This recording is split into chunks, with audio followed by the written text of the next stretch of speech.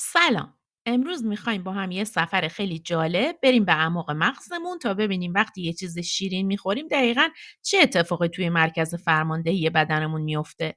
توی این برنامه قراره به همین جواب برسیم. اول از همه میریم سراغ این که اصلا شکر چی هست، بعد رد سیگنال شکر رو از رو زبونمون تا مغز دنبال میکنیم. با سیستم پاداش دوپامین یعنی همون مرکز لذت مغز آشنا میشیم. میفهمیم که چرا واکنش مغز ما به شکر با غذاهای دیگه زمین تا آسمون فرق داره، خطراتی که تحریک بیش از حد این سیستم میتونه داشته باشه و در آخر هم میبینیم که این آگاهی چطور میتونه به ما قدرت انتخاب‌های بهتر رو بده. فقط یه لحظه چشماتون رو ببندین و تصور کنین کلوچه‌های گرم و تردی که تازه از فر در اومدن و یه تیکه کیک شکلاتی نرم و مخملی با یه اسکوپ بستنی خنک. دهنتون آب افتاد؟ نه، یهو هوس شیرینی کردین. خب این یه حس آشنا واسه همه ماست، ولی تا حالا از خودتون پرسیدین چرا؟ چه رازی توی مغز ما وجود داره که مقاومت در برابر شیرینی رو انقدر سخت میکنه؟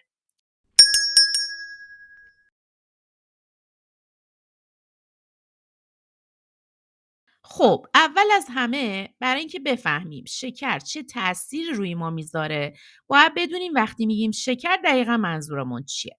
خب قطعا منظورمون اون دونه‌های سفید توی شکرپاش نیست. در واقع داریم در مورد یه خانواده بزرگ از مولکول‌ها به اسم کربوهیدرات‌ها صحبت می‌کنیم که توی کلی از غذاها و نوشیدنی‌ها پیدا میشن.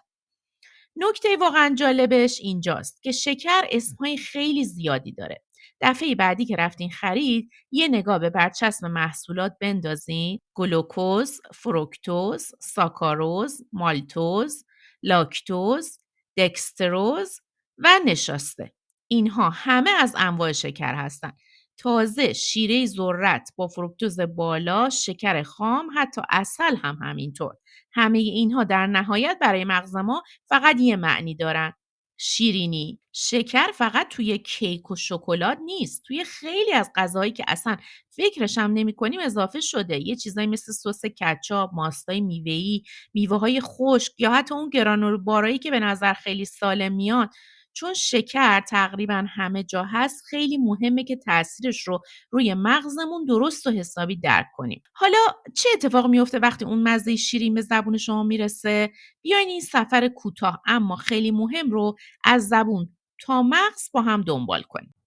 وقتی غذاهای شیرین میخورین، مولکولای شکر مثل کلید توی قفل به گیرنده‌های مخصوص طعم شیرین رو زبونتون میچسبن. این گیرنده ها فوراً یه سیگنال به سمت ساقه مغز میفرستن. از اونجا این سیگنال به چند تا ناحیه دیگه مغز از جمله قشر مخ فرستاده میشه. جالبه بدونین که بخش‌های مختلف قشر مخ طعم‌های مختلفی مثل تلخی، شوری و البته شیرینی رو پردازش میکنن. اما صبر کنید، پردازش طعم تازه اول ماجراست. از اینجا به بعد سیگنال شیرینی یه سیستم خیلی خیلی قدرتمند توی مغز فعال میکنه، سیستم پاداش. و اینجاست که همه چیز واقعا هیجان انگیز میشه. این سیستم پاداش یه شبکه پیچیده از مسیرهای عصبی توی مغزه، ولی کارش در نهایت جواب دادن به یه سوال خیلی ساده و البته ناخودآگاهه: این کارو دوباره بکنم یا نه؟ اون حس گرم و لذت بخشی که با خوردن یه دسر خوشمزه بهتون دست میده، در واقع جواب سیستم پاداش شماست که داره با صدای بلند میگه بله حتما، دوباره همین کارو بکن. حالا پول رایج توی این سیستم پاداش یه ماده شیمیاییه به اسم دوپامین.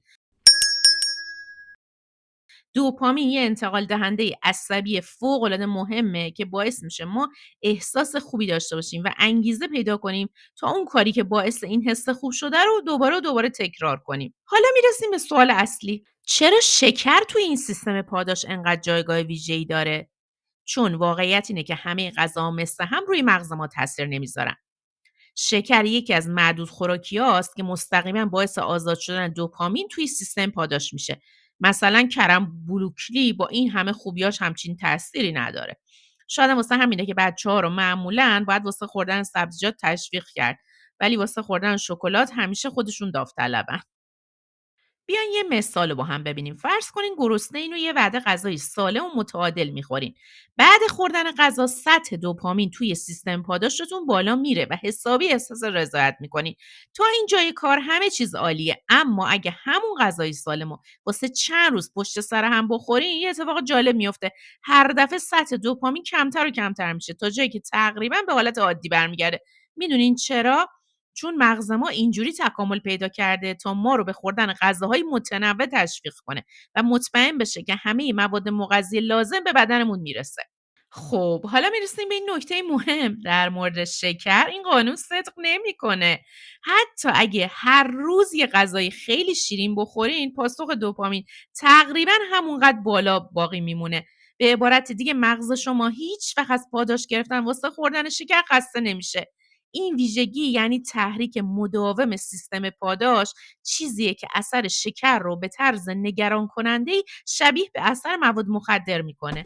همراهان با صفا با لایک و کامنت و سابسکرایب و شیر از این کانال حمایت بکنین. ممنونم. همین ویژگی منحصر به فرد شکر میتونه سیستم پاداش مغز ما رو به سمت چیزی به اسم تحریک بیش از حد ببره و اینجاست که اون پاداش لذت بخش اولیه میتونه به یه هوس کنترل ناپذیر تبدیل بشه. فعالسازی بیش از حد و مداوم سیستم پاداش یه زنجیره از اتفاقات نه چندان خوب رو توی مغز کلید میزنه.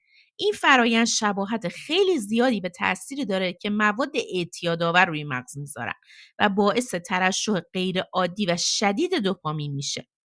این اتفاقات یه چرخه معیوب رو درست میکنن. اول از دست دادن کنترل، یعنی بیشتر از چیزی که قصد داشتین میخورین. دوم هوس، یعنی اون میل شدید و ناگهانی واسه خوردن شیرینی. و سوم افزایش تحمل، یعنی به مرور زمان برای رسیدن به همون سطح از لذت به شکر بیشتری نیاز پیدا میکنیم. این سه تا دقیقاً مشخصهای اصلی اعتیاد هستن. خب، دونستن همه اینا به چه دردمون میخوره؟ نکته مهم اینه که درک کردن نحوه کارکرد مغزمون به ما این قدرت رو میده که انتخاب‌های آگاهانه‌تر و سالمتری برای خودمون داشته باشیم. بله، شکر زیاد میتونه اثرهای خیلی قدرتمندی روی مغز داشته باشه. اما همونطور که نیکول آونا، یکی از محققان برجسته این حوزه میگه، یه تیکه کیک هر از گاهی به کسی آسیب نمیزنه. هدف این نیست که شکر رو به کل از زندگیمون حذف کنیم، بلکه هدف اینه که از تأثیراتش آگاه باشیم و اعتدال رو رعایت کنیم. حالا میخوام یه سوال از خودتون بپرسم. قبل از دیدن این ویدیو اگه میخواستین حدس بزنین، فکر میکردین روزانه چقدر شکر مصرف میکنین؟ مخصوصا با در نظر گرفتن اون شکرهای پنهانی که در موردش صحبت کردیم. کربوهیدرات ها که توی بدن در واقع تبدیل به قند میشن و توی اکثر خوراکی ها هستن.